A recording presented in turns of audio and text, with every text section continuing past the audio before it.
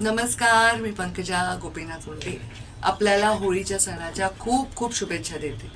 आज होळीचा सण होता। खरं तर मी माझ्या जिल्ह्यामध्ये येणार होते, पण कार्यकर्त्यांनी विनंती केली ताई होळी आणि रंगपंचमी धुळवडला तुम्ही येऊ नका, कारण कार्यकर्त्यांचा होळी खेळायचा आणि याचा सगळ्यांचा कार्यक्रम असतो। धुळवडला खूप खूप धिंगाणा करतात, खूप मजा करतात लोक, आणि मग त्यावेळी त्यांना मला अटेंड करणं अवघड होईल म्हणून मी म्हटलं ठीक आहे। मी मग त्या निमित्ताने मला सुट्टी मिळाली, आणि सुट्टी मिळाल्यामुळे साहजिक आहे मला जेव्हाही सुट्टी मिळते मी माझ्या घरामध्ये तो वेळ खरंच खूप आनंदाने घालवते, कारण खूप कमी वेळ मला देता येतो।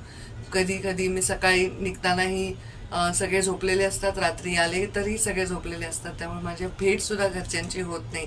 अशा प्रकारे दिवस जात असतो। पण आज दिवस होता, छान देवाची मनोभावे पूजा केली। पौर्णिमेचा दिवस आहे, होळीचा दिवस आहे। लहानपणापासून आपण सर्व होळीचा सण साजरा करतो, छान पुरणपोळी जोरात खातो, दुपारी थोडा आराम झाला आणि संध्याकाळी परत देवाची पूजा करत आहे। होळी खरं तर एक असा सण आहे ज्याच्या होलिका दहन होतं। अनेक अनेक दंतकथा, अनेक पौराणिक कथा आहेत, पण त्या प्रत्येक कथेचा सार म्हणजे काय आहे तर आजच्या दिवशी नकारात्मकतेला जाळायचं आणि सकारात्मकतेची ऊर्जा घ्यायची।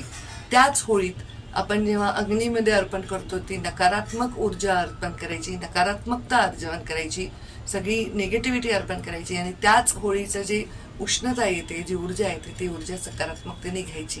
हे एक संकेत आहे, हे एक प्रतिकात्मक चुकीच्या गोष्टीचं दहन आहे आणि योग्य ऊर्जा आपल्याकडे घेणं आहे।